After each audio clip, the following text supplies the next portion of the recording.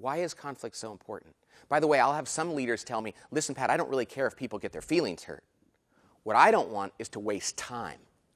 See, they'll say, it just takes too much time. Why should we debate this decision for the next 2 hours? After all, I've been in charge for a long time. I know what we should do. Why don't I just make the decision without engaging in conflict? And I'll save them 2 hours. I'll be their hero. They can go do email or something else. Well, the reason why that's a problem is because it takes us to the next thing that we have to overcome to make our teams great. We have to go from conflict to commitment. You see, the next thing we have to embrace is we have to get our teams to commit to decisions without reservation. And the only way to do that is with conflict. You see, if I make a decision for my team and they haven't weighed in on that decision, they're not going to buy into that decision. Let me repeat that. If people don't weigh in on a decision, they're not going to buy in. Now, that is not an argument for consensus, because I don't believe in consensus. I think that's a 4-letter word. If we wait for consensus, if we wait until people all agree on a decision, we're going to make decisions that are too slow, too late, and probably equally dissatisfying for everyone.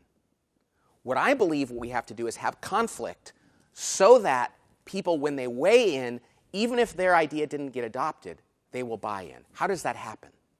So if I have a difficult decision to make, and I have a group of people on my team, and we're probably not naturally all going to be on the same page. If we were, we'd have made the decision long ago and moved on. Hallelujah. Most times we don't have that. So my job as a leader is to demand that people have conflict, that they disagree with one another, so that after I've heard everybody's opinion, I can then say, is there anything that hasn't been said? And when people say, no, I think we put it all out there, I can say, okay, clearly there's not one clear answer. My job is to break the tie. As the leader of this team, my job is to break this tie. And I understand why you said what you said, but we're not going to go with that idea. I understand why you said what you said, and I am going to go with that idea. And I understand what your opinion, and here's why we're not going to go through it. And if you can explain the decision in the context of everybody's answer, their input, that they engaged in conflict around, and you can say, this is why I'm going to go with that decision, and I need your support. Do you know that 99 out of 100 times, people will support that decision even if they didn't agree with it? I mean, nobody here is so insecure that we have to get our idea adopted every time. What we need is to know that our idea was heard and factored into the ultimate decision and that we can explain it. Human beings are immensely reasonable. And as long as we know that our ideas have been factored into the decision, we can support something even if we didn't agree with it, as long as there's not an ethical or moral problem there.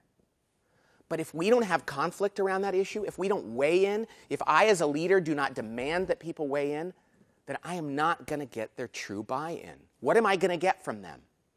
Am I going to get them to sabotage the idea? I mean, if I make a decision, okay, everybody, we're going to do this, are the people that didn't get to weigh in, are they going to go sabotage it? Probably not. I wish they would, because that's more interesting. But that only happens on TV and in the movies that people have never worked in a company. Really, what people do most often is far more common and more boring and more dangerous. They passively commit to the idea. They just say, okay, I'll go along with that. Then they go back to their team and they say, I don't think this is a good idea. And so they're not really going to help. They're going to alligator arm it. You know what that is? That's like, oh, let me help with that. Oh, no? Oh, okay, you know. Or they're going to see a train wreck happening around that decision, and instead of diving out there and going, hey, everybody, wait, let's prevent this, they're going to step back and go, watch this.